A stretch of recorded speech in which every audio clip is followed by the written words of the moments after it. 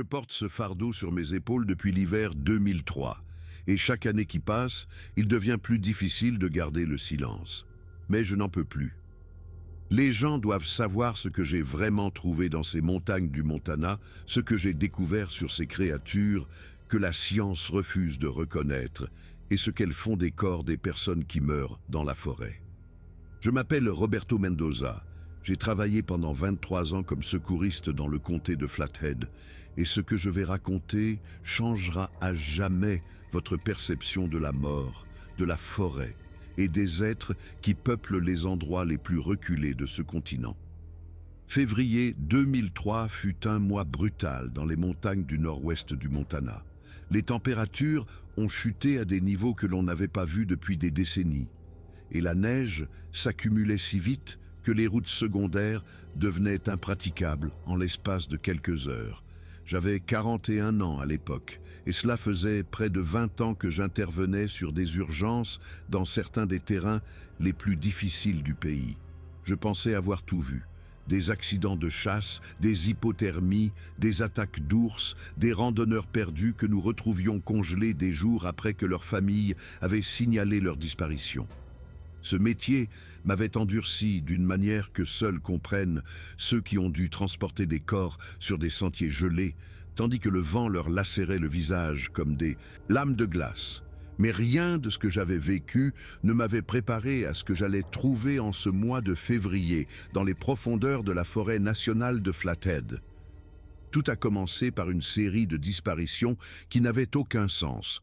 En l'espace de 7 semaines, 5 personnes se sont volatilisées dans une zone relativement petite de la forêt, au nord du lac Hungry Horse. Ce qui était étrange, ce n'était pas qu'elles disparaissent. Cela arrive plus souvent qu'on ne le croit dans ces territoires sauvages. Ce qui était étrange, c'était comment elles disparaissaient. Leur campement restait intact. Leurs véhicules étaient garés là où ils les avaient laissés.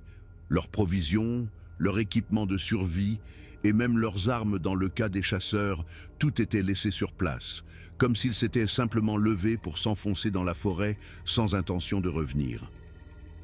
Le premier cas fut celui de Thomas Whitaker, un photographe animalier de 52 ans qui avait passé la moitié de sa vie à documenter la faune sauvage du Montana. Il connaissait ces montagnes mieux que personne. Il a disparu le 3 janvier. Lorsque nous avons retrouvé sa camionnette 3 jours plus tard, son appareil photo professionnel à 5 000 $ était sur le siège avant, à côté de son portefeuille, de ses clés et de son téléphone satellite. Un homme qui avait survécu à des rencontres avec des grizzlies et à des tempêtes de neige mortelles ne laissait pas son équipement de communication derrière lui par négligence. La deuxième fut Linda Vasquez, une biologiste de terrain de 38 ans qui menait une étude sur les populations de wapitis. Elle a disparu le 15 janvier. Sa tente était parfaitement montée. Son réchaud de camping montrait les signes d'un dîner à moitié préparé, mais elle était introuvable. Les chiens de pistage ont suivi sa trace sur environ 200 mètres dans la forêt dense. Puis se sont arrêtés, désorientés, comme si la piste s'était simplement évaporée dans l'air glacial. Le troisième était un chasseur nommé Derek Morrison, un vétéran de l'armée avec une formation de survie qui avait passé des mois en territoires hostiles pendant son service. Il a disparu le 24 janvier. Son fusil était appuyé contre un arbre près de son campement, sans avoir tiré, sans aucun signe qu'il ait tenté de s'en servir pour se défendre. Les 4e et 5e étaient 2 frères, Paul et Steven Kowalczyk, des guides de pêche à la mouche qui connaissaient la région depuis leur enfance. Ils ont disparu ensemble le 8 février, laissant derrière eux un campement d'hiver entièrement équipé, avec assez de provisions pour 2 semaines. J'avais participé aux recherches pour chacun d'entre eux. J'avais arpenté ces forêts gelées avec des groupes de volontaires et les adjoints du shérif, cherchant le moindre indice sur ce qui leur était arrivé. Et à chaque fois, nous avons trouvé la même chose, celle qui me troublait depuis la première recherche. Des empreintes de pas énormes dans la neige, qui n'appartenaient à aucun animal connu. Elles étaient humanoïdes, avec 5 doigts bien définis, mais mesurait au moins 40 centimètres de long et montrait un écart entre les pas de près de 2 mètres. Trop grande pour être humaine, trop bipède pour être celle d'un ours. La première fois que je les ai vus, j'ai supposé que quelqu'un faisait une mauvaise blague. La deuxième fois, j'ai commencé à douter. La troisième fois, j'ai commencé à ressentir une peur que je ne pouvais expliquer rationnellement. Les vétérans du bureau du shérif, des hommes qui avaient passé toute leur vie dans ces montagnes, refusaient de parler des empreintes. Quand j'essayais d'aborder le sujet, ils changeaient de conversation ou s'éloignaient avec une expression gênée. C'est le vieux Earl Buckner, un pisteur à la retraite qui avait travaillé pour le service des forêts pendant 40 ans, qui m'a finalement donné une piste sur ce qui se passait. Je l'ai croisé au bar de Hungry Horse, un soir de la mi-février, après une autre recherche infructueuse. Il était assis seul dans un coin, buvant du whisky, le regard perdu dans le passé. Je me suis assis à côté de lui, sans demander la permission. J'ai commandé une bière et j'ai attendu. Earl était le genre d'homme qui parlait quand il était prêt. Le presseur n'aurait fait que le renfermer davantage. Après presque une demi-heure de silence, il a parlé sans me regarder. « Mon grand-père était de la tribu des Blackfeet », dit-il d'une voix rauque. « Il me racontait des histoires sur les géants de la forêt. Il disait qu'ils étaient là, avant même l'arrivée des humains, qu'ils étaient des gardiens de la terre et des esprits de ceux qui y mouraient. Il disait que lorsque quelqu'un mourait seul dans la forêt, les géants venaient le chercher pour l'emmener dans un lieu sacré où son esprit pourrait reposer en paix. Je lui ai demandé s'il croyait à ces histoires. Earl m'a enfin regardé et j'ai vu dans ses yeux quelque chose que je n'avais jamais vu chez un homme aussi dur. Une peur authentique mêlée de révérence. « J'en ai vu un une fois, dit-il. Il y a près de 30 ans, pendant une tempête de neige près du col de Marias. Je cherchais un randonneur qui s'était perdu, un gamin de 19 ans d'une université de la côte Est. Je l'ai trouvé le 3e jour, congelé au pied d'une falaise où il était apparemment tombé. Je préparais ma radio pour appeler à la récupération du corps quand je l'ai vu sortir de la forêt. Il mesurait au moins 2,50 m, peut-être plus. Il était couvert de poils noirs et se déplaçait avec une grâce qu'on n'attendrait pas d'une créature aussi grande. Il m'a regardé un long moment et je jure devant Dieu qu'il y avait de l'intelligence dans ses yeux, une intelligence ancienne et triste. Puis il s'est approché du corps du garçon, l'a soulevé avec autant de facilité que je soulèverais un enfant, et a disparu dans la tempête. Nous n'avons jamais retrouvé ce corps. J'ai déclaré que la neige avait recouvert les restes avant que je puisse les récupérer. Personne n'a remis mon histoire en question. Je lui ai demandé pourquoi il n'avait jamais rien dit. Earl a fini son whisky d'un trait.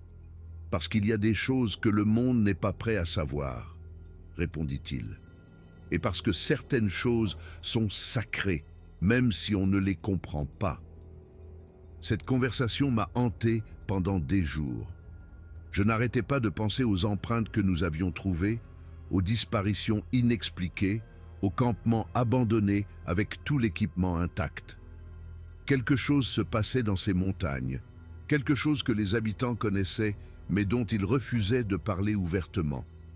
Et j'avais besoin de comprendre ce que c'était.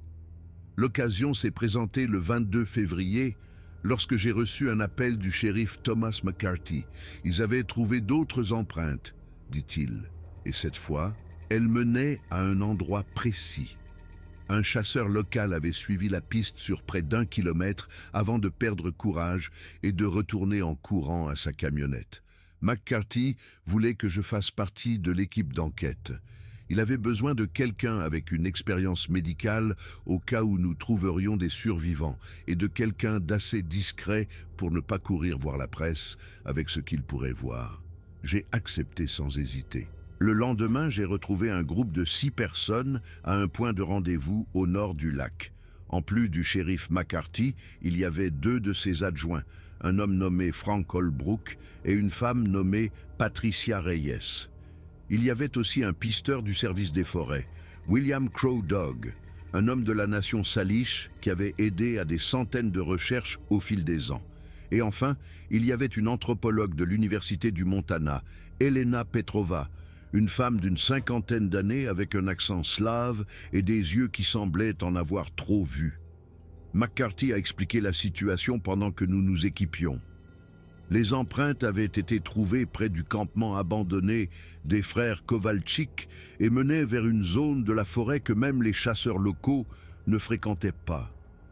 C'était un territoire difficile, montagneux, avec des canyons profonds et des grottes que personne n'avait entièrement explorées. Le plan était de suivre les empreintes jusqu'où elles nous mèneraient, de documenter tout ce que nous trouverions et de décider de la marche à suivre une fois que nous verrions ce qu'il y avait au bout de la piste.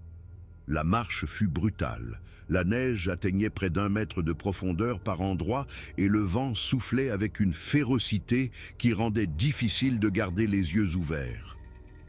Les empreintes étaient claires au début, d'énormes marques dans la neige blanche qui semblaient se moquer de notre compréhension du monde naturel. Mais à mesure que nous avancions, autre chose a commencé à m'inquiéter. Les empreintes ne montraient aucun signe d'évasion ou de discrétion. Quoi que ce soit qui les ait laissées n'essayait pas de se cacher. Au contraire, ils semblaient vouloir être suivis. William Crow Dog s'est arrêté plusieurs fois pour examiner les empreintes de plus près. Une fois, il s'est agenouillé à côté d'une marque particulièrement profonde et l'a touchée de ses doigts nus, comme s'il pouvait lire quelque chose dans la texture de la neige comprimée. « Ce n'est pas un animal, dit-il sans lever les yeux. Les animaux ne marchent pas comme ça. C'est quelque chose qui pense, qui décide où il va et pourquoi. » Je lui ai demandé ce qu'il pensait que c'était. Crow Dog se releva lentement, regardant la forêt dense qui s'étendait devant nous. « Mon peuple leur donne de nombreux noms, répondit-il. Certains les appellent les grands frères, d'autres les gardiens. Mais le nom le plus ancien, celui que nos ancêtres utilisaient avant l'arrivée des hommes blancs, signifie quelque chose comme « ceux qui veillent sur ceux qui sont partis ».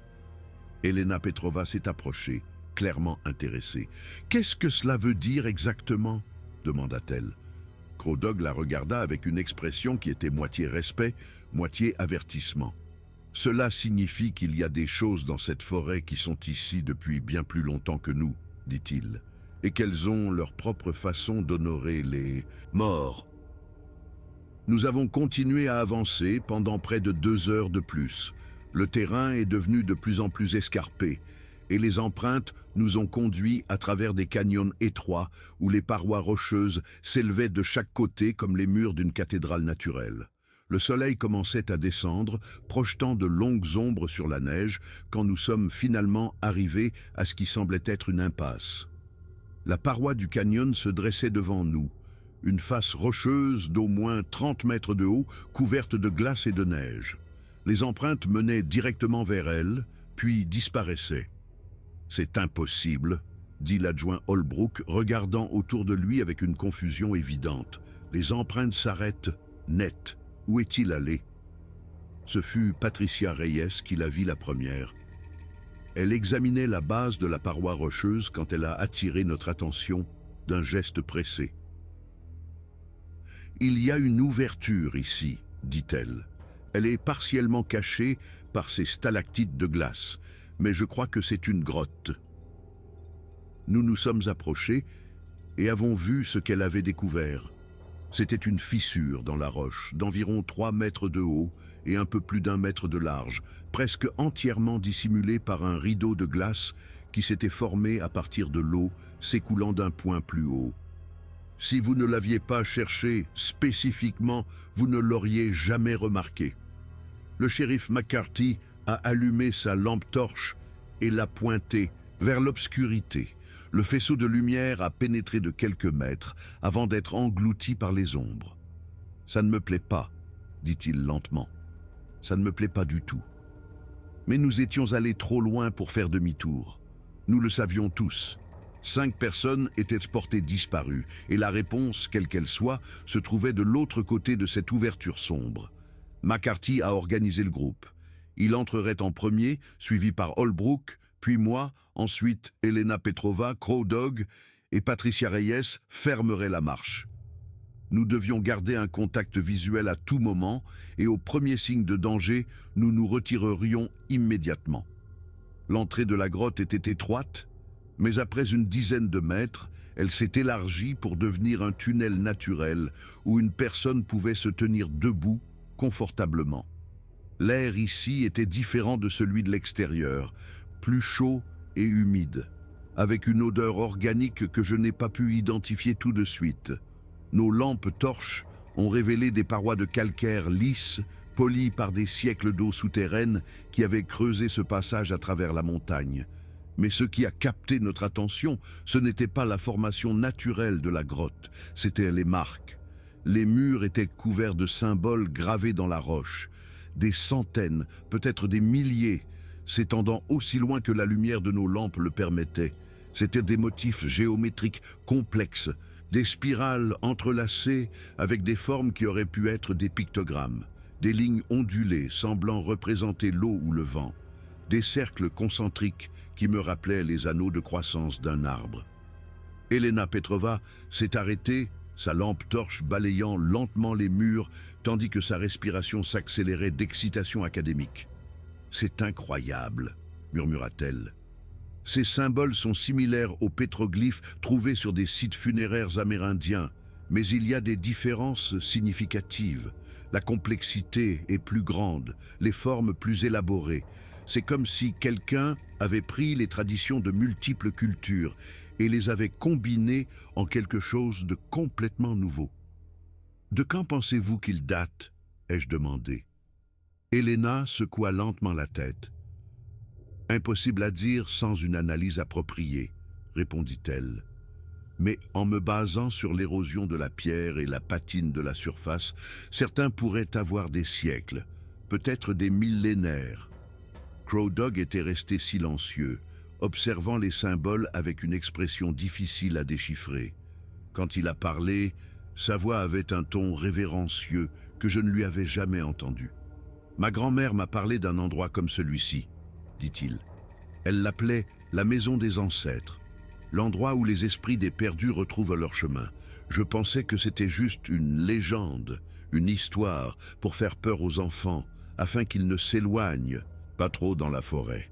McCarthy l'interrompit avec impatience. « On pourra discuter d'archéologie plus tard, » dit-il. « Pour l'instant, nous devons retrouver ces personnes disparues ou au moins découvrir ce qui leur est arrivé. » Nous avons continué à avancer dans le tunnel. Le passage descendait progressivement, nous emmenant plus profondément sous la montagne. Les marques sur les murs continuaient, devenant plus élaborées à mesure que nous descendions. Par endroits, les gravures incluaient des figures qui semblaient représenter des êtres bipèdes, certains petits, qui étaient clairement humains, d'autres beaucoup plus grands avec des proportions qui ne correspondaient à aucune anatomie humaine connue. Après ce qui a semblé une éternité, mais n'a probablement duré qu'une vingtaine de minutes, le tunnel s'est ouvert sur une caverne qui m'a coupé le souffle. Elle était énorme, si vaste que nos lampes torches peinaient à éclairer les parois les plus éloignées. Le plafond se perdait dans l'obscurité, bien au-dessus de nos têtes, et l'espace était rempli de formations rocheuses naturelles qui projetaient des ombres étranges sous la lumière artificielle. Mais ce ne sont pas les dimensions de la caverne qui m'ont fait m'arrêter net, c'est ce qu'il y avait à l'intérieur. Des plateformes de pierre, des dizaines disposées en cercles concentriques autour de ce qui semblait être un puits ou une dépression centrale. Et sur ces plateformes, éclairés par les faisceaux errants de nos lampes, il y avait des corps. « Mon Dieu !» murmura Patricia Reyes, la voix brisée par le choc. Je me suis approché de la plateforme la plus proche, ma formation médicale prenant le dessus malgré l'horreur que je ressentais. Le corps qui y gisait était un squelette complet, les os noircis par le temps, mais parfaitement conservés. Il était disposé avec un soin évident, les mains croisées sur la poitrine, les jambes droites, la tête légèrement surélevée comme si elle reposait sur un oreiller invisible.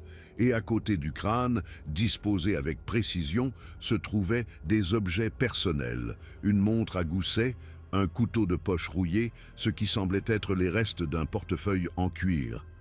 Ce ne sont pas des victimes, dis-je lentement, la compréhension me frappant comme une vague froide.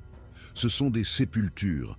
Quelqu'un les a enterrées ici, avec soin, avec respect. Elena Petrova se déplaçait entre les plateformes, sa lampe torche éclairant scène après scène une mort soigneusement préservée. Certains restes étaient anciens, les os presque pétrifiés. D'autres étaient plus récents, avec des tissus encore visibles et des vêtements que l'on pouvait identifier comme modernes. « Ici !» cria Elena de l'autre côté de la caverne. « Cela date des années 70, peut-être 80. Et celui-ci ?» Elle regarda de plus près.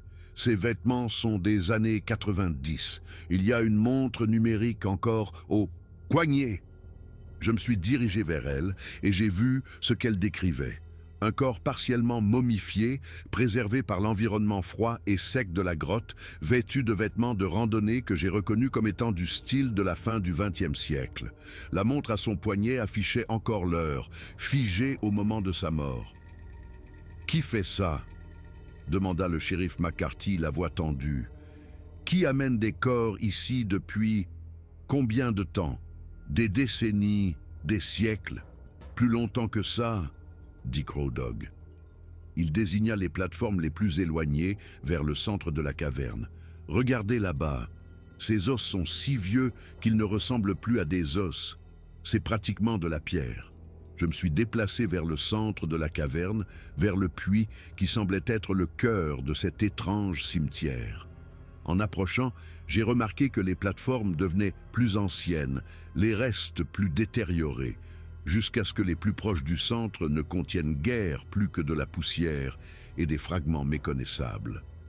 Le puits lui-même faisait environ 5 mètres de diamètre, et lorsque j'ai dirigé ma lampe torche vers le bas, j'ai vu qu'il contenait de l'eau, une piscine parfaitement calme, si immobile qu'elle ressemblait à un miroir noir. Autour du bord, gravé dans la pierre avec une précision qui semblait impossible pour des outils primitifs, il y avait d'autres symboles. Ceux-ci étaient différents de ceux du tunnel, plus complexes, plus délibérés. Ils semblaient raconter une histoire, bien que ce fût une histoire que je ne pouvais déchiffrer. « C'est un lieu de transition », dit doucement Elena, debout à côté de moi. Dans de nombreuses cultures anciennes, l'eau représente le passage entre la vie et la mort, le seuil entre ce monde et le suivant. Ce puits a probablement une signification rituelle profonde. Un son nous a interrompus. Un bruit sourd et résonnant qui semblait venir de partout et de nulle part à la fois. Nous nous sommes tous figés, nos lampes torches balayant la caverne à la recherche de la source. Alors, nous l'avons vu. Il a émergé d'un passage que nous n'avions pas remarqué auparavant, une ouverture sombre de l'autre côté de la caverne. Il était exactement comme Earl Buckner me l'avait décrit, mais aucune description n'aurait pu me préparer à la réalité de le voir de mes propres yeux. Il mesurait au moins 2,60 m, peut-être plus. Son corps était couvert de poils bruns foncés qui devenaient grisâtres autour du visage et des épaules, indiquant un âge avancé. Il se tenait droit, comme un humain, mais avec une fluidité qui suggérait une force et une agilité énormes. Ses bras étaient longs, atteignant presque ses genoux, et ses mains étaient massives, avec des doigts épais terminés par des ongles larges et sombres. Mais c'est son visage qui m'a laissé paralysé. Il était à la fois humain et complètement étranger, un front large au-dessus de petits yeux perçants qui reflétaient la lumière de nos lampes avec une lueur ambrée, un nez plat au-dessus de lèvres épaisses et une expression qui, contre toute logique, contre tout ce que je savais du monde, ne pouvait être décrite que comme une profonde tristesse et une grande lassitude. « Personne ne bouge », murmura McCarthy, la main sur son arme mais sans la dégainer. Personne ne fait de bêtises. La créature nous a observés un long moment, ses yeux passant de l'un à l'autre comme si elle nous évaluait. Elle ne montrait aucune agressivité, ni même d'inquiétude face à notre présence. Au contraire, elle semblait résignée, comme si elle avait su que ce jour finirait par arriver. Et c'est alors que j'ai remarqué ce qu'elle portait dans ses bras. C'était un corps humain, Un homme d'âge moyen vêtu de vêtements de randonnée modernes, tenu contre la poitrine de la créature avec une délicatesse qui contredisait sa taille massive. Même de loin, je pouvais voir que l'homme était mort. Sa peau avait cette couleur grisâtre inimitable et son corps pendait avec la flaccidité caractéristique de la mort. « C'est Derek Morrison », dit Patricia Reyes, la voix tremblante. Je reconnais sa veste. C'est le chasseur qui a disparu il y a un mois. La créature nous a regardés, puis a baissé les yeux vers le corps qu'elle tenait, et enfin s'est mise en mouvement. Pas vers nous, mais vers l'une des plateformes de pierre vides, près du périmètre de la caverne. Avec des mouvements presque cérémoniels dans leur lenteur, elle a déposé le corps de Morrison sur la pierre froide. Ce qui s'est passé ensuite restera gravé dans ma mémoire jusqu'au jour de ma mort. La créature a commencé à préparer le corps pour son enterrement, avec une tendresse qui aurait été touchante chez un être humain et qui était absolument déconcertante chez cette créature de légende. Elle a positionné les bras de Morrison sur sa poitrine, a redressé ses jambes, a ajusté sa tête pour qu'elle repose confortablement sur la pierre. Puis elle a fouillé les poches de l'homme en extrayant son portefeuille, son couteau de poche, un petit carnet, plaçant chaque objet à côté du corps avec un soin évident. D'un sac qui pendait à son épaule, la créature a sorti une poignée de branches de pin et de baies d'hiver et les a placées près de la tête de Morrison. Une offrande, réalisai-je. Un tribut pour le voyage du défunt vers l'endroit où cette créature croyait que les morts allaient. Quand elle a eu terminé, elle s'est reculée et a émis un son. Ce n'était ni un rugissement ni un grognement, mais quelque chose qui ressemblait plus à un chant, une longue vocalisation mélancolique qui a résonné dans toute la caverne. C'était un son de deuil, d'adieu, de respect pour les morts. Des larmes coulaient sur mes joues sans que je m'en rende compte. Autour de moi, j'ai vu que je n'étais pas le seul affecté. Elena Petrova avait une main sur sa bouche, les yeux brillants d'émotion.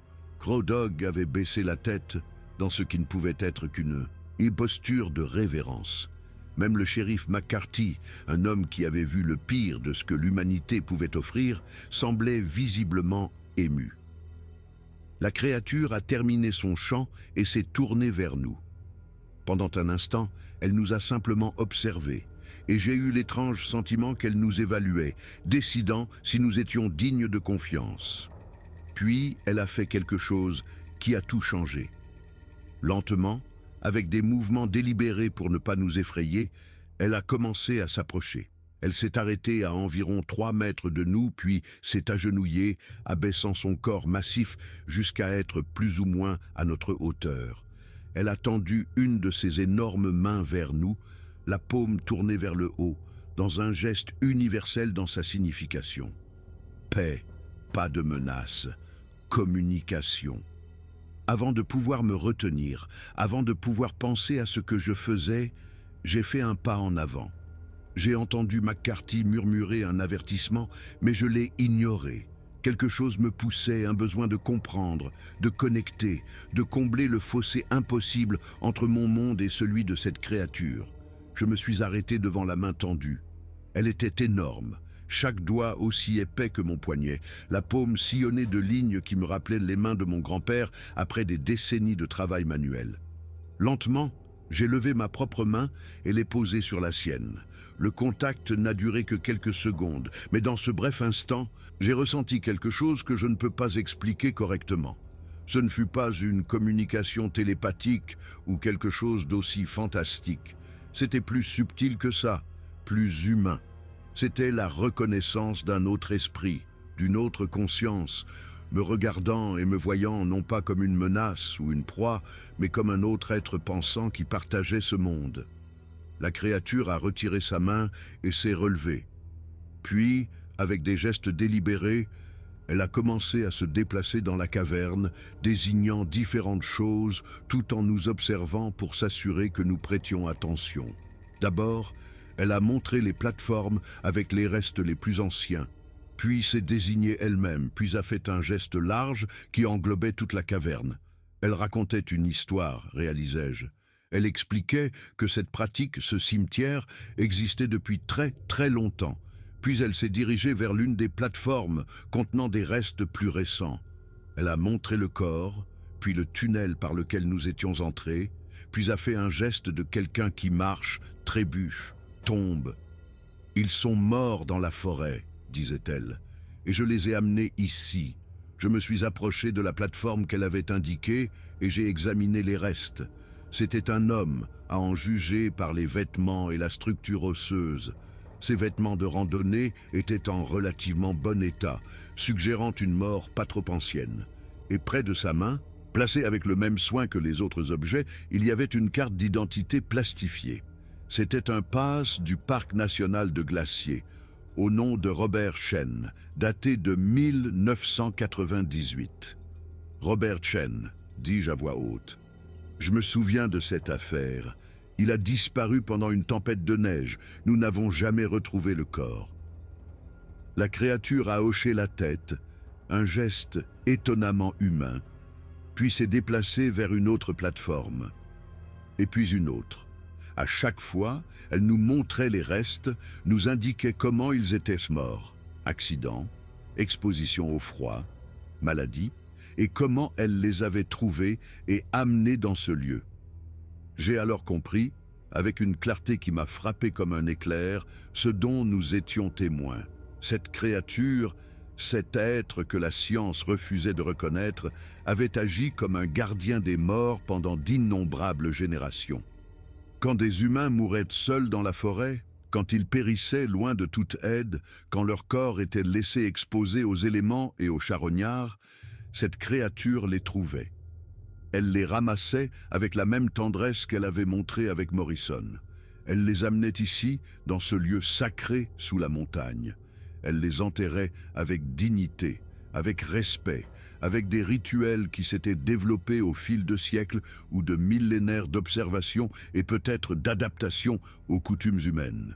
Le gardien des eaux, celui qui veille sur ceux qui sont partis. Les vieilles légendes étaient vraies. Crow Dog avait observé tout cela avec une expression de profonde révérence. Il s'est maintenant avancé, se plaçant à côté de moi face à la créature. « Dans les histoires de mon peuple », dit-il lentement, nous parlons de ceux qui sont venus avant. Les anciens qui parcouraient ces terres quand le monde était jeune, nous avons toujours pensé que c'était juste des métaphores, des façons d'expliquer l'inexplicable. Mais vous êtes réels, vous avez veillé sur nous, sur nos morts, pendant tout ce temps. La créature sembla comprendre le ton, sinon les mots exacts. Elle inclina la tête dans ce qui aurait pu être un signe d'assentiment, puis se déplaça vers la paroi de la caverne où les gravures étaient les plus denses. Elle posa sa main massive sur la pierre, couvrant plusieurs des anciens symboles, puis nous regarda avec cette expression triste et sage. Elena Petrova s'approcha du mur, étudiant les symboles avec des yeux d'experte. « Je crois que je comprends », dit-elle doucement. « Ces symboles, ces gravures, ne sont pas seulement de la décoration ou un simple registre historique. C'est une tradition transmise de génération en génération, de gardien en gardien, depuis si longtemps que nous ne pouvons même pas l'imaginer. » La créature émit un son bas d'affirmation. « Mais il y a plus, » continua Elena. « Regardez ici. » Elle désigna un groupe de gravures plus récentes, clairement moins érodées que les autres. Ces symboles sont différents, plus simples, plus utilitaires. Et certains d'entre eux, elle plissa les yeux, il me semble qu'ils représentent des avertissements. « Des avertissements ?» répétai-je. Elena hocha la tête et se tourna vers la créature. « Avez-vous essayé de nous avertir, de nous tenir à l'écart des endroits dangereux ?» La créature se dirigea vers un autre passage qui menait dans une direction différente de celui que nous avions utilisé pour entrer. Elle nous fit signe de la suivre. Nous avons échangé des regards nerveux, mais après ce que nous avions vu, aucun de nous n'était prêt à s'arrêter maintenant. Nous avons suivi la créature dans le nouveau tunnel, qui montait progressivement et s'est finalement ouvert sur une petite ouverture, donnant sur l'extérieur de la montagne. La lumière du crépuscule nous a aveuglés momentanément après si longtemps dans l'obscurité de la grotte. Lorsque nos yeux se sont habitués, nous avons vu que nous étions sur une corniche surplombant une vallée profonde, et sur les rochers autour de nous, clairement visibles une fois qu'on savait quoi chercher, il y avait des tas de pierres soigneusement empilées. La créature a désigné ces tas, puis la vallée en contrebas, puis a fait un geste de quelqu'un qui marche et tombe. Puis elle a secoué la tête avec insistance. « Ce sont des marqueurs de danger, dis-je, la compréhension m'envahissant enfin. Il a balisé les endroits dangereux, essayant d'avertir les gens de rester à l'écart. Le shérif McCarthy s'était approché de l'un des tas de pierres, l'examinant de près. « Il y a des tas comme ça dans toute la forêt, dit-il lentement. Les gardes forestiers ont toujours supposé que c'était l'œuvre de randonneurs, des balises de sentiers informels. Mais ils sont toujours près de ravins, de terrains instables, d'endroits où les gens pourraient se perdre ou se blesser. » La créature hocha vigoureusement la tête. « Les disparitions récentes, dis-je en me tournant vers elle, les 5 personnes qui ont disparu ces dernières semaines, sont-elles toutes mortes de causes naturelles, d'accidents, d'exposition au froid ?» La créature baissa la tête avec ce que je ne pouvais interpréter que comme de la tristesse. Puis elle désigna la vallée, les sentiers qui serpentaient sur le flanc de la montagne, là où nous savions que de nouveaux itinéraires de randonnée avaient été établis ces dernières années. Elle fit un geste de nombreuses personnes marchant, puis désigna les tas de pierres, puis secoua la tête et montra à nouveau les personnes imaginaires, indiquant qu'elles passaient sans s'arrêter. « Ils ne comprennent pas les avertissements, » dit Crow Dog. « De plus en plus de gens viennent chaque année, de plus en plus de sentiers sont ouverts, mais personne ne sait lire les signes qu'il a laissés. »« Exactement, » confirmai-je. « Et quand ils meurent, il les trouve et les amène ici pour leur donner une sépulture digne. Il a essayé de nous protéger, et quand il échoue, il s'assure qu'au moins nos morts soient honorés. » Nous sommes restés sur cette corniche tandis que le soleil se couchait derrière les montagnes, peignant le ciel d'orange et de pourpre. La créature est restée avec nous, patiente, attendant de voir ce que nous allions faire de la connaissance qu'elle nous avait confiée. Ce fut McCarthy qui parla finalement. « Qu'est-ce qu'on fait de ça ?» demanda-t-il. « Qu'est-ce qu'on dit aux gens ?» Je regardais la créature qui me rendit mon regard avec ses yeux anciens et tristes. « Nous disons aux familles que nous avons retrouvé leurs proches, dis-je, qu'ils sont morts de causes naturelles dans la forêt.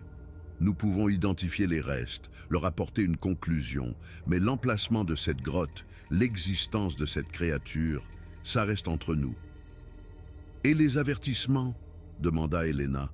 « Les marqueurs de danger ?» Nous travaillons avec le service des forêts pour mettre en place une signalisation officielle, répondis-je. Nous documentons les zones dangereuses, nous les balisons correctement, nous éduquons les gens. Nous faisons ce que cette créature a essayé de faire depuis Dieu sait combien de temps, mais d'une manière que les humains peuvent comprendre et respecter. La créature émit un son doux, quelque chose qui ressemblait presque à du soulagement.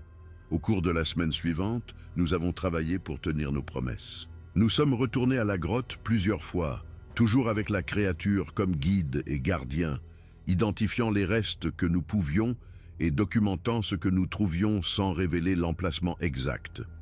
Nous avons contacté les familles des disparus récents, leur avons dit que nous avions retrouvé leurs proches, qu'ils étaient morts de cause naturelle, qu'ils pouvaient enfin leur dire adieu. Les réactions furent mitigées, comme toujours avec de telles nouvelles.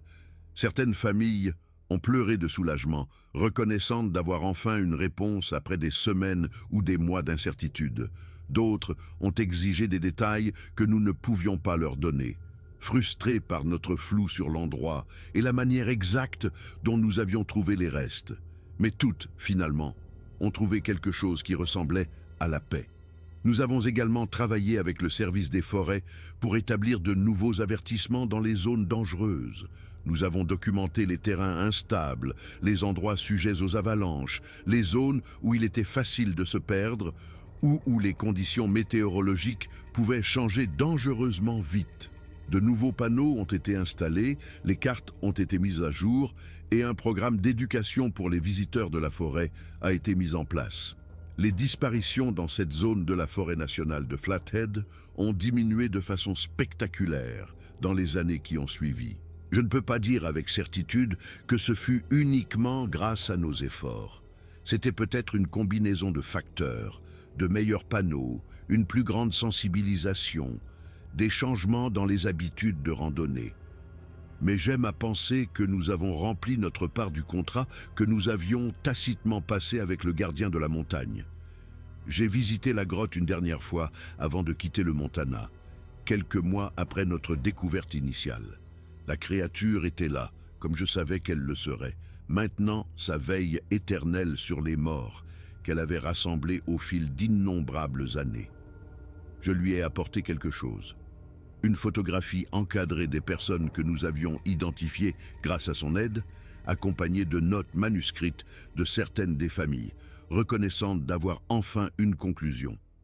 Je ne savais pas si elle en comprendrait le sens, mais je voulais qu'elle sache que son travail avait compté, que les vies qu'elle avait honorées dans la mort avaient aussi des personnes qui les avaient aimées et qui leur manquaient.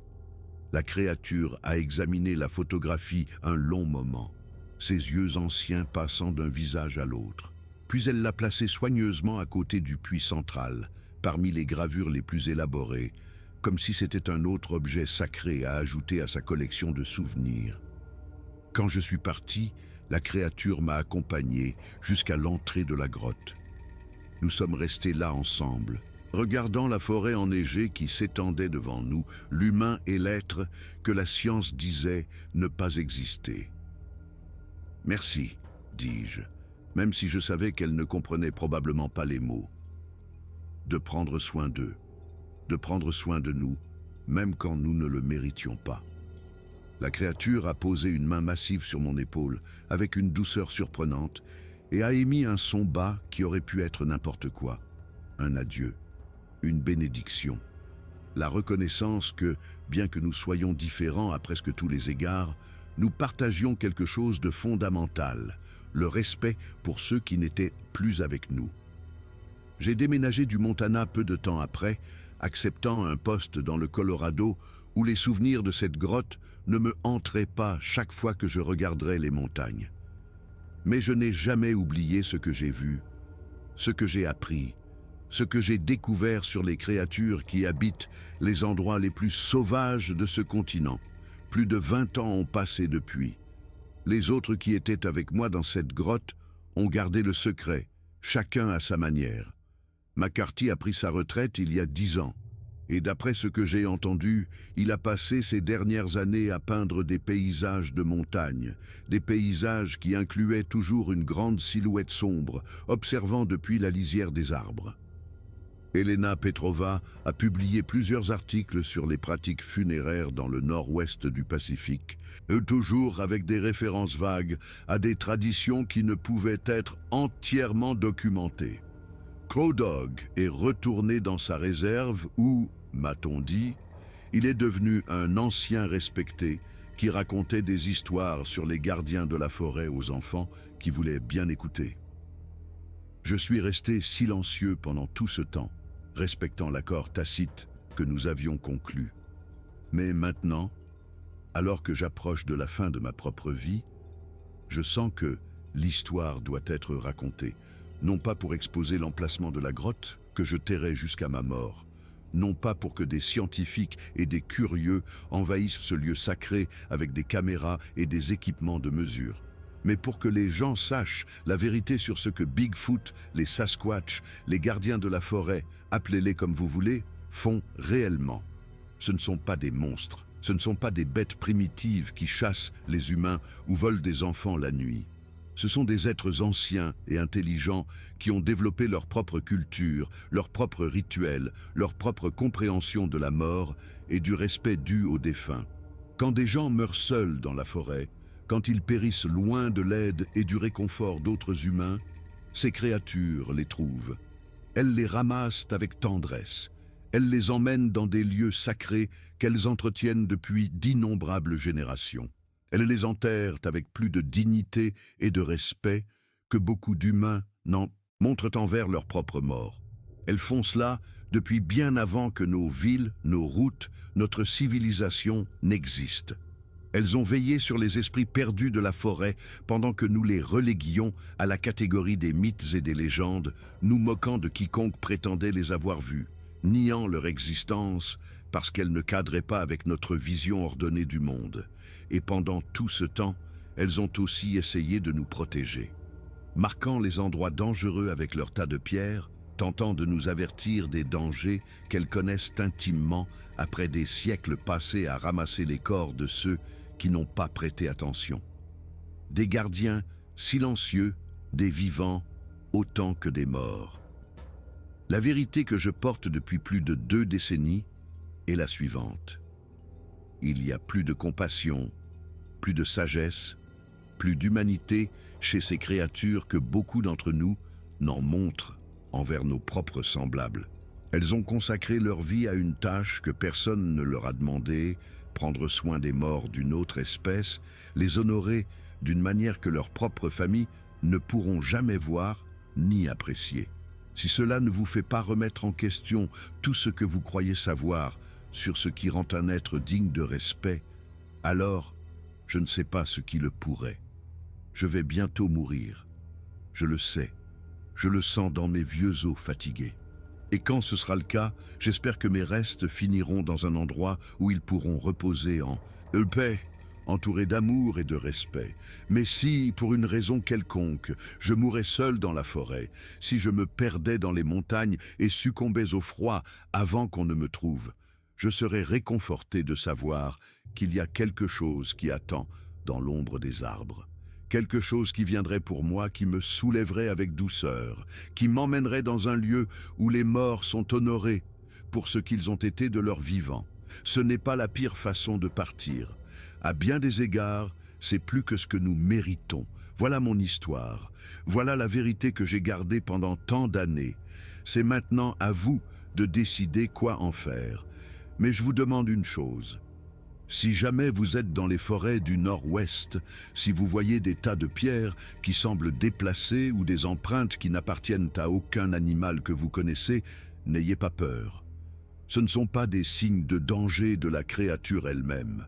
Ce sont des avertissements, des tentatives de vous garder en sécurité, de vous éviter de devenir un autre résident du cimetière sous la montagne. Respectez-les, prêtez-y attention.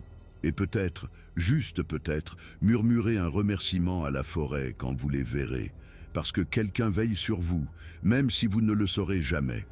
Les années ont passé après cette expérience, mais les souvenirs sont restés vifs, aussi clairs que le jour où je les ai vécus. Je me suis installé à Denver, j'ai travaillé dans des hôpitaux et des cliniques, j'ai essayé de construire une vie normale, loin des montagnes, qui gardaient des secrets que la plupart des gens ne croiraient jamais. Mais il y avait des nuits, surtout les nuits d'hiver, quand la neige tombait sur les rocheuses et que le vent hurlait entre les pins, où je me retrouvais éveillé jusqu'à l'aube, pensant à la caverne, à la créature, au corps soigneusement disposé sur des plateformes de pierre. Ma femme Rosa remarquait ces nuits. Elle me demandait ce qui me tenait éveillé, quelles ombres hantaient mes pensées. Je lui racontais des histoires partielles, des demi-vérités qui expliquaient mon insomnie sans révéler l'ampleur de ce dont j'avais été témoin. Je lui disais que j'avais vu des choses pendant mes années de secouriste qui étaient difficiles à oublier, ce qui était vrai. Sauf que la chose la plus difficile à oublier n'était aucun accident ni aucune tragédie humaine ordinaire. C'était le souvenir d'une main poilue, de la taille d'une assiette, plaçant délicatement un bouquet de baies à côté du corps d'un homme mort. Avec le temps, j'ai trouvé des moyens de canaliser ce que j'avais appris. Je me suis impliqué dans des organisations de recherche et de sauvetage, donnant de mon temps et de mon expérience pour aider à retrouver des personnes perdues en pleine nature. Chaque fois que je participais à une recherche, je pensais aux gardiens de la montagne, me demandant si quelque part, dans une forêt reculée, il y en avait un autre comme lui, recueillant ceux que nous n'avions pas pu trouver à temps. J'ai aussi gardé un contact sporadique avec les autres qui avaient été dans la grotte. Elena Petrova m'envoyait des courriels occasionnels, toujours prudents dans leur formulation, ne mentionnant jamais directement ce que nous avions vu, mais remplis de références voilées que nous seuls pouvions comprendre. Elle m'a parlé de ses recherches, de la façon dont elle avait trouvé des preuves de pratiques funéraires similaires dans d'autres parties du monde, des cultures qui parlaient d'êtres qui prenaient soin des morts dans des endroits que les humains ne pouvaient pas atteindre. Elle n'a jamais rien publié qui aurait pu compromettre le secret, mais je crois qu'elle a trouvé du réconfort en sachant que ce que nous avions vu n'était pas unique, qu'il y avait d'autres gardiens dans d'autres forêts, maintenant leur propre veille silencieuse. Crow Dog m'a rendu visite une fois, environ 5 ans après notre expérience. Il est arrivé à Denver sans prévenir, apparaissant à ma porte un après-midi d'automne, les cheveux plus gris que dans mon souvenir, mais les yeux toujours aussi perçants. « J'ai fait un rêve », dit-il sans préambule quand je lui ai ouvert la porte. « À propos de la caverne, du gardien. J'avais besoin de parler à quelqu'un qui comprendrait. » Je l'ai invité à entrer, je lui ai servi un café et nous nous sommes assis sur le porche arrière tandis que le soleil se couchait sur les montagnes lointaines. « Dans mon rêve, » a-t-il poursuivi, « j'étais de retour dans la caverne, mais elle était différente. Il y avait plus de plateforme, plus de corps.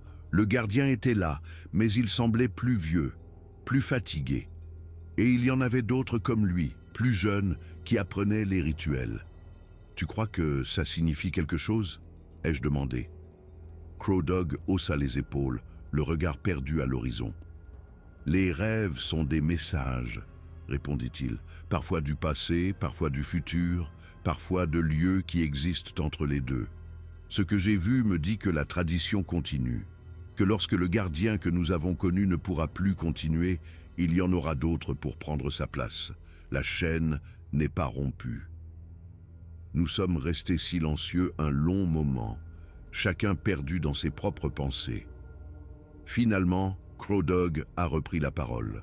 « J'ai aussi vu autre chose dans le rêve, » dit-il. « J'ai vu que les humains finissaient par apprendre, qu'ils arrêtaient d'envahir les lieux qui devaient rester sauvages, qu'ils respectaient les avertissements, que les gardiens pouvaient se reposer car il n'y avait plus autant de morts à soigner. « Tu crois que ça arrivera un jour ?» ai-je demandé. Crow Dog a souri, le premier sourire que je lui avais vu depuis son arrivée. « Les rêves ne prédisent pas l'avenir, » dit-il. « Ils montrent des possibilités, des chemins que nous pourrions prendre si nous sommes assez sages. C'est à nous de choisir ce chemin ou non. » Il est parti le lendemain, de retour à sa réserve. Nous nous sommes dit au revoir avec une accolade, 2 hommes partageant un secret qu'il ne pourrait jamais expliquer à personne d'autre. Je ne le reverrai plus. Il est mort 3 ans plus tard, m'a-t-on dit, paisiblement dans son sommeil. J'aime à penser que dans ces derniers moments, il était de retour dans cette caverne, non pas comme un intrus cette fois, mais comme quelqu'un qui avait enfin trouvé sa place parmi les gardiens et les gardés. Le shérif McCarthy m'a appelé une fois, plusieurs années après notre expérience, pour me raconter quelque chose qui s'était passé dans le Montana. Un groupe de randonneurs avait trouvé l'un des marqueurs de pierre du gardien près d'une gorge dangereuse. Mais au lieu de l'ignorer comme tant d'autres l'avaient fait avant eux, ils se sont arrêtés. L'un d'eux était un étudiant en anthropologie qui a reconnu les tas de pierres comme étant plus que des formations aléatoires. Ils ont pris des photos, ont marqué l'emplacement et ont signalé la découverte au service des forêts. Ils enquêtent, m'a dit McCarthy au téléphone, sa voix mêlant inquiétude et espoir. Il y a des scientifiques intéressés par les marqueurs. Ils pensent qu'ils pourraient être d'origine ancienne, peut-être amérindienne. Est-ce qu'ils cherchent la source ? Ai-je demandé, sentant un frisson d'alarme. McCarthy a soupiré. Certains le veulent. Mais la plupart des tas sont sur un terrain si difficile que ça ne vaut pas le risque.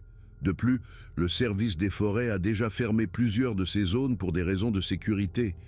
Nos avertissements ont fait leur travail. Ce fut un soulagement, mais aussi un rappel que le secret que nous gardions était fragile. À tout moment, quelqu'un pourrait faire les bonnes connexions, pourrait suivre les pistes jusqu'à la grotte, pourrait exposer le gardien et son cimetière sacré au regard du monde moderne. Mais cela n'est pas encore arrivé, et tant que je vivrai, je ferai tout mon possible pour que cela n'arrive pas. Les années ont continué à passer. Mes enfants ont grandi, se sont mariés, ont eu leurs propres enfants. J'ai pris ma retraite de mon travail dans les urgences médicales, mais je n'ai jamais pu rester complètement inactif. J'ai commencé à écrire, au début juste pour moi, essayant de traiter ce que j'avais vécu. J'ai rempli des dizaines de carnets de souvenirs, de réflexions, de questions qui ne trouveraient jamais de réponse. Et toujours, au fond de mon esprit, il y avait l'image du gardien déposant doucement le corps de Derek Morrison sur la pierre froide, le préparant pour son long repos avec une tendresse qui contredisait tout ce que les légendes disaient sur les monstres de la forêt. Il y a eu des moments où je me suis demandé si c'était vraiment arrivé. L'esprit humain est fragile, enclin à inventer des souvenirs qui n'ont jamais eu lieu, à déformer des expériences réelles, jusqu'à les rendre méconnaissables. Peut-être que tout avait été une hallucination collective, un cas de suggestion de groupe exacerbé par le stress et le froid extrême. Peut-être que la grotte était réelle, mais que le gardien ne l'était pas. Une projection de nos peurs et de nos espoirs sur quelque chose qui avait une explication parfaitement banale. Mais alors, je me souvenais de la sensation de sa main sous la mienne. Son poids, sa chaleur inattendue, les lignes dans sa paume qui étaient si semblables et si différentes de celles d'un humain. Je me souvenais de ses yeux ambrés et anciens, me regardant avec une intelligence qui ne pouvait être ni feinte ni imaginée. Non, c'était arrivé, aussi réel que n'importe quoi d'autre dans ma vie. La question qui me hantait n'était pas de savoir si c'était arrivé, mais ce que cela signifiait. Pourquoi ces créatures avaient-elles développé cette pratique de prendre soin des morts d'une autre espèce? Était-ce un instinct ou un choix délibéré? Comprenaient-elles la mort de la même manière que les humains, ou leur compréhension était-elle quelque chose de complètement différent qui ne semblait similaire que vu de l'extérieur? Elena Petrova avait des théories. Dans l'un de ses derniers courriels avant sa propre mort il y a quelques années, elle a partagé avec moi ses conclusions après des décennies de réflexion. « Je crois qu'ils le font parce qu'ils le peuvent », écrivait-elle. Non, parce qu'ils ont l'intelligence de reconnaître la mort comme quelque chose de significatif et la capacité émotionnelle de ressentir quelque chose qui s'apparente à la compassion ou au respect pour d'autres êtres. Peu importe que ces autres êtres soient de leur propre espèce ou non. La mort est universelle, et le désir d'honorer les morts semble être quelque chose qui émerge naturellement dans tout esprit suffisamment développé pour contempler sa propre mortalité. Elle continuait en spéculant que peut-être les gardiens avaient appris des humains au début en observant les rituels funéraires des premières tribus qui ont habité ces terres. Mais avec le temps, ils avaient développé leurs propres traditions, leurs propres symboles, leur propre manière de traiter et d'honorer la mort. Ce que nous avions vu dans cette grotte était le résultat de milliers d'années d'évolution culturelle, une culture qui existait parallèlement à la nôtre, invisible pour la plupart, mais aussi réelle et aussi significative que n'importe quelle civilisation humaine. Je n'ai aucun moyen de savoir si Elena avait raison. Mais son explication m'apportait du réconfort. Cela signifiait que ce que nous avions vu n'était pas un acte isolé d'une créature particulière, mais une partie de quelque chose de plus grand, une tradition qui survivrait longtemps après que le gardien que nous avions connu soit parti et remplacé par d'autres. Maintenant je suis vieux, mes mains tremblent quand j'écris, mes yeux ne voient plus aussi clairement qu'avant. Mes jambes me soutiennent à peine pour les courtes promenades que je faisais sans y penser. Rosa est morte il y a 2 ans. Et bien que mes enfants me rendent visite quand ils le peuvent, je passe la plupart de mes journées seul avec mes souvenirs et mes carnets. J'ai beaucoup réfléchi à la façon dont je veux que mon histoire se termine. Pas l'histoire de ma vie ordinaire, avec ses joies et ses peines communes, mais l'histoire de la découverte que j'ai faite dans les montagnes du Montana il y a plus de 20 ans.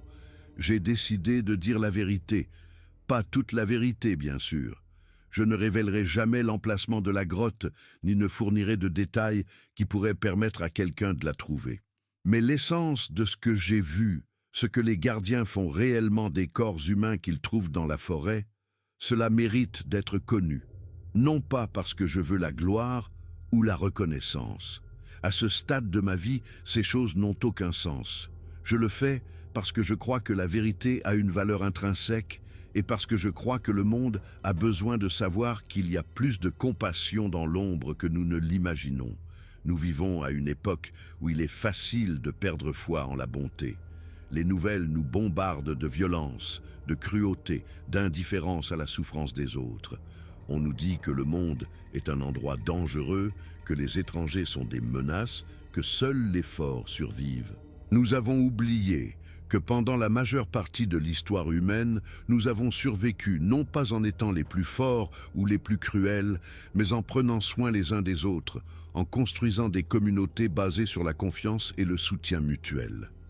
Les gardiens de la forêt me l'ont rappelé. Ils m'ont montré que l'impulsion de prendre soin des vulnérables, d'honorer les morts, de protéger ceux qui ne peuvent pas se protéger eux-mêmes, n'est pas exclusive aux humains. C'est quelque chose de plus profond, de plus fondamental, quelque chose qui émerge dans tout esprit capable de reconnaître la souffrance et de choisir de la soulager. Si des créatures que la science refuse de reconnaître peuvent développer des rituels funéraires sophistiqués, si elles peuvent passer des siècles à marquer des zones dangereuses pour protéger des êtres d'une autre espèce, si elles peuvent montrer plus de compassion envers les morts humains que beaucoup d'humains n'en montrent envers leurs propres semblables, alors peut-être y a-t-il de l'espoir pour nous tous. Peut-être que la bonté n'est pas une faiblesse, mais la caractéristique la plus puissante qu'un esprit puisse développer. Peut-être que les vrais gardiens du monde ne sont pas ceux qui accumulent le pouvoir et les ressources, mais ceux qui choisissent de prendre soin des autres sans rien attendre en retour. C'est la leçon que j'ai apprise dans une grotte sous les montagnes du Montana il y a plus de 2 décennies. C'est la vérité que j'ai gardée si longtemps et que je partage maintenant avec le monde. Il y a des gardiens dans les forêts. Ils sont là depuis avant que nos ancêtres ne posent le pied sur ce continent.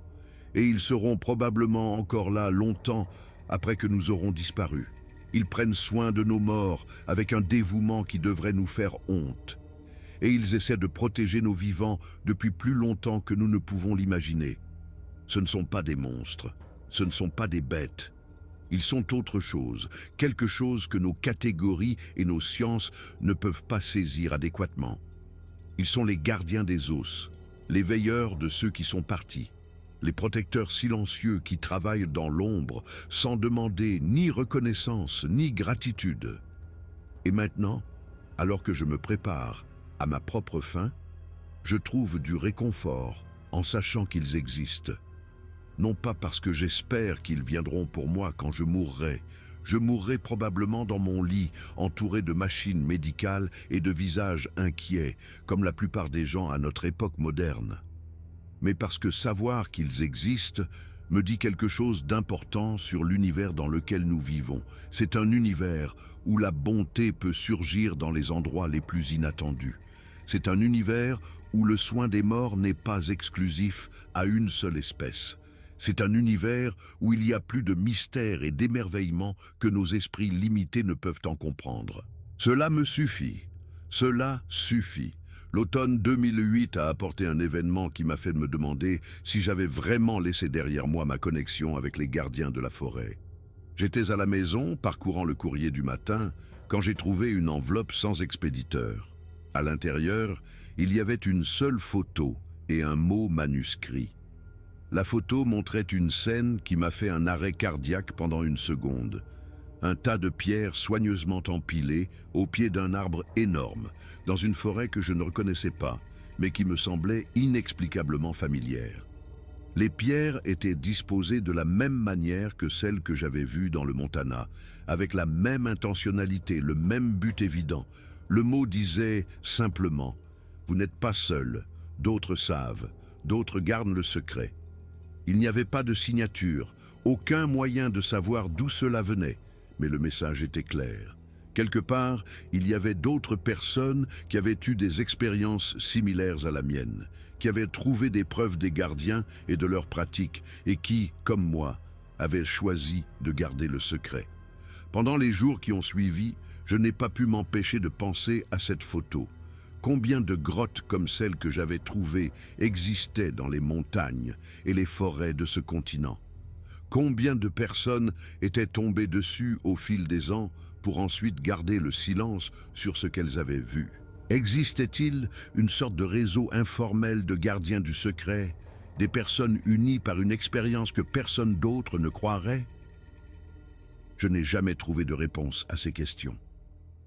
La lettre ne contenait aucune information de contact et mes tentatives d'enquête ont été vaines.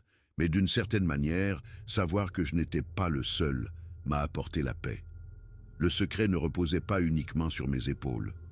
D'autres le partageaient, le protégeaient, s'assurant que les gardiens pouvaient continuer leur travail sans interférence du monde moderne. J'ai gardé la photo avec mes carnets, un autre fragment de preuve que je ne pourrai jamais montrer au monde, mais qui me rappelle que ce que j'ai vécu était réel. Les années ont continué à passer, chacune plus lente que la précédente, chacune apportant de petites pertes qui s'accumulaient comme la neige en hiver. Des amis que je connaissais depuis l'enfance sont morts les uns après les autres. Des collègues de mes années aux urgences ont pris leur retraite, sont tombés malades, ont disparu de ma vie. Mon propre corps a commencé à me trahir de petites manières constantes. Le dos qui ne pouvait plus se redresser complètement, les genoux qui protestaient à chaque marche, les yeux qui avaient besoin de verre de plus en plus épais. Mais mon esprit est resté clair, obstinément lucide malgré les années. Et avec cette clarté venait le souvenir constant de cette grotte, de ce gardien, de la vérité dont j'avais été témoin et que j'avais gardée si longtemps. En 2015, j'ai reçu des nouvelles du Montana qui m'ont profondément troublé. Une équipe de scientifiques avait annoncé la découverte de ce qu'ils appelaient un site funéraire préhistorique dans les montagnes du nord-ouest de l'État. Les premiers rapports parlaient de restes humains disposés de manière inhabituelle, de symboles gravés dans la pierre qui ne correspondaient à aucune culture connue, d'un système de grottes qui semblait avoir été utilisé pendant des milliers d'années. Pendant des semaines, j'ai suivi les nouvelles avec un mélange de terreur et de résignation. Avait-il trouvé la grotte? Avait-il exposé le secret que nous avions travaillé si dur à protéger? Mais à mesure que d'autres rapports arrivaient, mon alarme s'est transformée en un soulagement confus. Le site qu'ils avaient trouvé se trouvait dans une autre partie du Montana, loin de là où j'avais été. Les symboles qu'ils décrivaient étaient similaires, mais pas identiques à ceux que j'avais vus. Et plus important encore, il n'y avait aucune mention des gardiens, d'empreintes énormes, de preuves d'activité récente dans la grotte. Il y avait d'autres grottes, d'autres sites sacrés, d'autres cimetières entretenus par des êtres que la science refusait de reconnaître. Cette prise de conscience aurait dû m'effrayer, je suppose. L'idée qu'il y avait plusieurs gardiens à plusieurs endroits, tous accomplissant les mêmes rituels, tous prenant soin des morts humains avec le même dévouement que celui dont j'avais été personnellement témoin. C'était une révélation qui changeait l'échelle de ce que je croyais comprendre. Mais au lieu de la peur, j'ai ressenti quelque chose qui ressemblait à de l'émerveillement. C'était comme si on m'avait montré un fragment d'une tapisserie beaucoup plus grande, un système de croyances et de pratiques qui s'étendait sur tout le continent, peut-être sur le monde entier. Les gardiens n'étaient pas une anomalie, ils faisaient partie de quelque chose de plus grand, quelque chose qui avait existé parallèlement à l'humanité depuis plus longtemps que nous ne pouvions l'imaginer. Le site découvert par les scientifiques a finalement été classé comme une découverte archéologique significative, mais son interprétation est restée enveloppée de mystères et de débats académiques. Certains soutenaient que c'était la preuve d'une culture humaine inconnue. D'autres suggéraient que ce pourrait être un site rituel pour plusieurs tribus qui se réunissaient pour des cérémonies funéraires partagées. Personne n'a proposé la vérité, bien sûr. Personne n'a suggéré que les enterrements avaient été effectués par des êtres non humains. Je suppose que c'est ainsi que cela doit être. Le monde n'est pas prêt pour la vérité complète. Peut-être ne le sera-t-il jamais. Mais cela ne signifie pas que la vérité doit être complètement perdue. Ces dernières années, j'ai consacré beaucoup de temps à organiser mes écrits, à mettre en ordre les souvenirs et les réflexions que j'ai accumulées au fil des décennies. Je ne sais pas ce qu'il adviendra de ces carnets après ma mort. Peut-être que mes enfants les trouveront, les liront et supposeront que ce sont les divagations d'un vieil homme qui a perdu le contact avec la réalité. Peut-être les jetteront-ils sans les regarder, trop occupés par leur propre vie pour se soucier des maux de quelqu'un qui n'est plus là. Ou peut-être, juste peut-être, que quelqu'un les lira et y reconnaîtra la vérité. Quelqu'un qui aura eu ses propres expériences inexplicables dans la forêt. Quelqu'un qui aura vu des empreintes qui n'appartenaient à aucun animal connu. Ou des tas de pierres à des endroits où ils n'avaient aucun sens. Ou des ombres se déplaçant entre les arbres avec une grâce qu'aucun ours ne pourrait égaler. Si vous êtes cette personne, si vous lisez ceci et que vous reconnaissez quelque chose de votre propre expérience dans mes mots, alors je veux que vous sachiez ceci. Vous n'êtes pas fou. Vous n'imaginez pas des choses. Ce que vous avez vu était réel, aussi réel que n'importe quoi d'autre dans ce monde plein de mystères. Les gardiens existent, ils existent depuis plus longtemps que nous ne pouvons le comprendre, et bien qu'ils opèrent dans l'ombre, bien qu'ils restent cachés d'une civilisation qui refuse de croire en eux, ils continuent leur travail. Ils continuent de prendre soin de nos morts.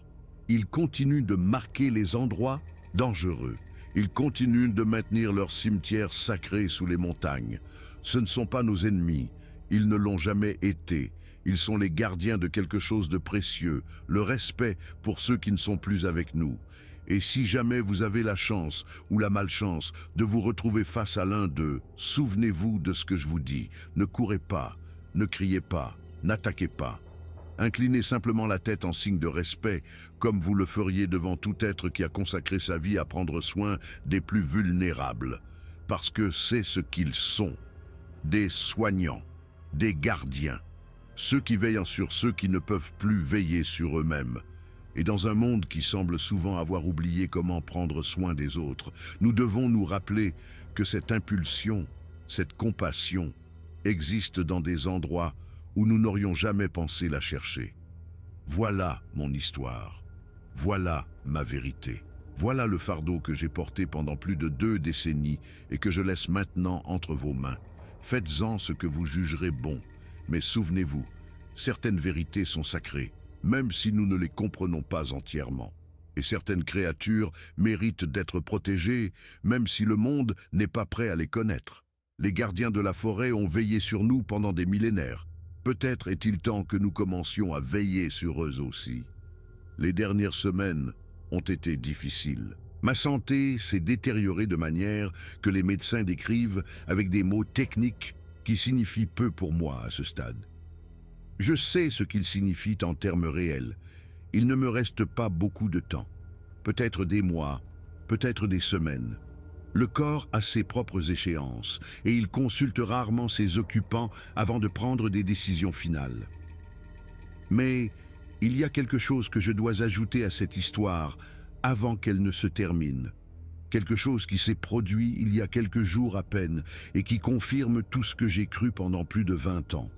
Ma petite fille, Lucia, est venue me rendre visite mercredi dernier. Elle a 23 ans. Étudie la biologie à l'université et possède ce scepticisme sain qui caractérise les jeunes scientifiques. Nous avons toujours eu un lien spécial, elle et moi. Depuis qu'elle est petite, elle m'écoutait attentivement quand je lui racontais des histoires sur mes années de travail dans les urgences médicales, sur les montagnes et les forêts que j'avais connues dans ma jeunesse. Ce soir-là, après le dîner, elle m'a interrogé sur les carnets.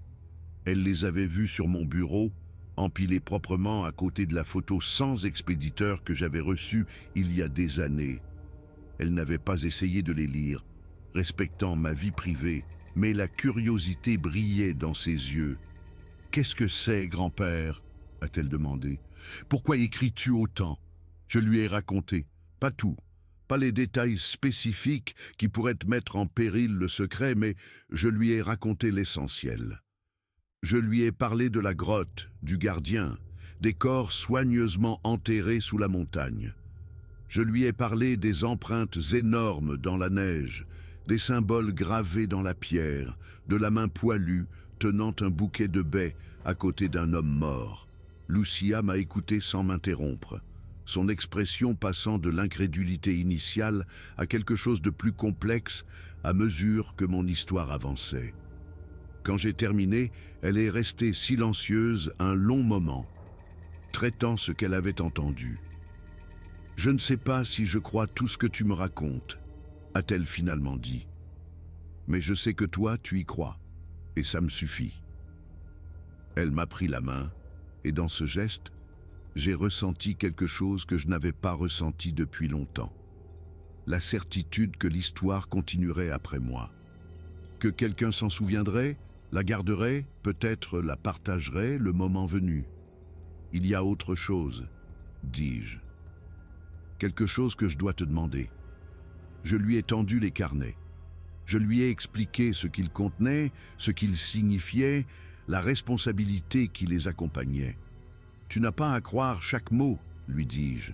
J'ai juste besoin que tu les gardes, que tu les protèges, et qu'un jour, quand tu sentiras que c'est le bon moment, tu partages la vérité avec le monde. » Lucia a regardé les carnets un long moment.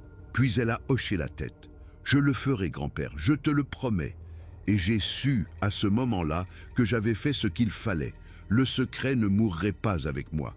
La vérité sur les gardiens de la forêt passerait à la génération suivante. Et finalement, quand le monde serait prêt, elle éclaterait au grand jour. Je ne sais pas quand ce jour viendra.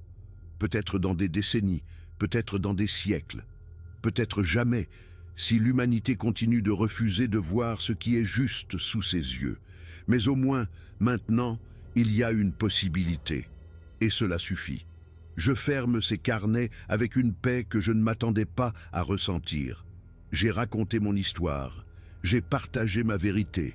J'ai passé le flambeau à quelqu'un qui le portera. Les gardiens sont toujours là-bas, dans les forêts et les montagnes de ce continent, et peut-être du monde entier.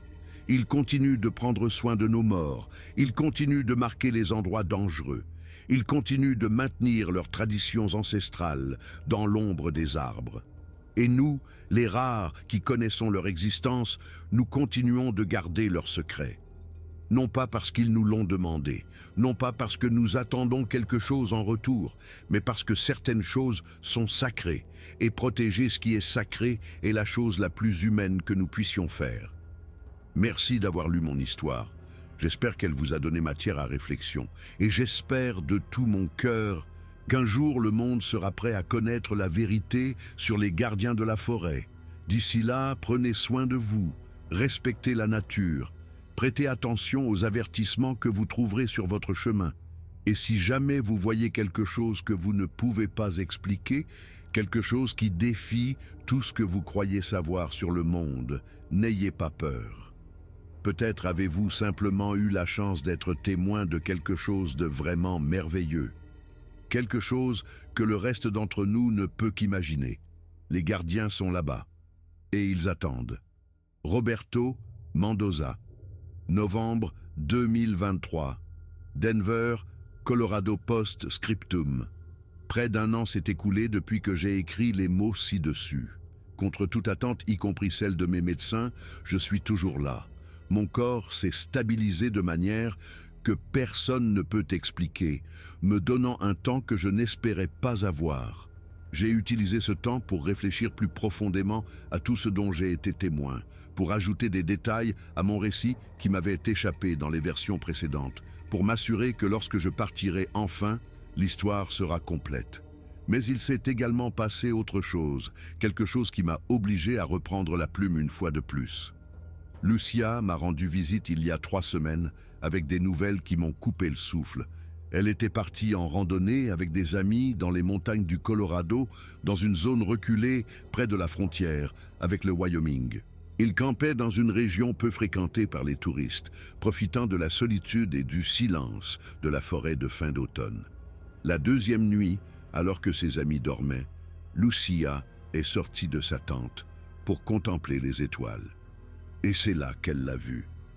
Une grande silhouette, bien plus grande que n'importe quel humain, se tenant entre les arbres à une 50aine de mètres de là. Elle était couverte de poils sombres, à peine distinguables dans l'ombre de la forêt, mais ses yeux brillaient d'un reflet ambré sous la lumière de la lune. « Je n'ai pas bougé, grand-père », m'a-t-elle dit d'une voix tremblante, mais pleine d'émerveillement. Je suis resté complètement immobile, comme tu me l'as appris, et la créature m'a regardé pendant ce qui a semblé une éternité. Puis, lentement, elle a incliné la tête vers moi, comme si elle me reconnaissait, comme si elle savait qui j'étais. Elle a fait une pause, des larmes coulant sur ses joues, et puis elle a disparu entre les arbres, sans faire de bruit, sans laisser de traces, comme si elle n'avait jamais été là. Je lui ai demandé si elle en avait parlé à quelqu'un d'autre. « Non », a-t-elle répondu. « À qui le dirais-je? Qui me croirait ?» J'ai souri, reconnaissant dans ces mots l'écho de ma propre expérience tant d'années auparavant. « Maintenant tu comprends, dis-je. Maintenant tu sais pourquoi nous gardons le secret. Non pas parce que nous avons peur de ce que nous avons trouvé, mais parce que nous voulons le protéger. » Lucia a hoché lentement la tête. « Tu crois qu'elle m'a reconnu ?» a-t-elle demandé. « Tu crois que d'une manière ou d'une autre, elle a su que je suis lié à toi, que je porte ton histoire ?» « Je ne sais pas, » ai-je répondu honnêtement. « Mais j'aime à penser que oui.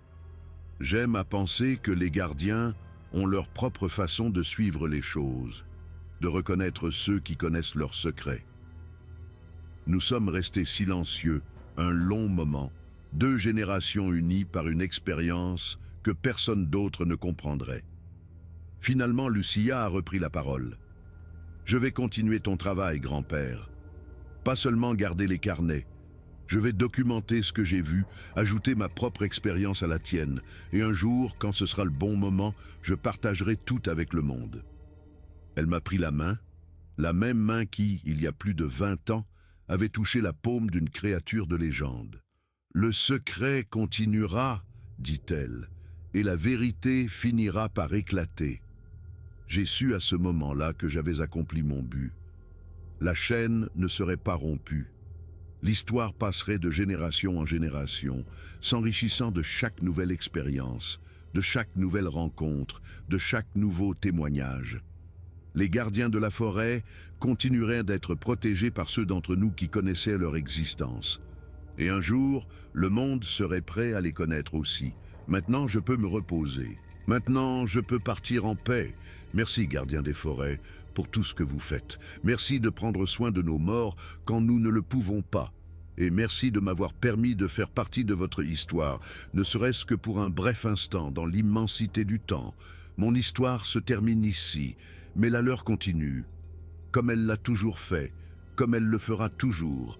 Roberto Mendoza, octobre 2024, Denver, Colorado. Épilogue. J'ai trouvé ces carnets parmi les affaires de mon grand-père après sa mort, survenue le 15 décembre 2024. Il est mort paisiblement dans son sommeil, selon les médecins, sans douleur ni souffrance. J'ai lu chaque page, chaque mot, chaque réflexion qu'il a laissée derrière lui.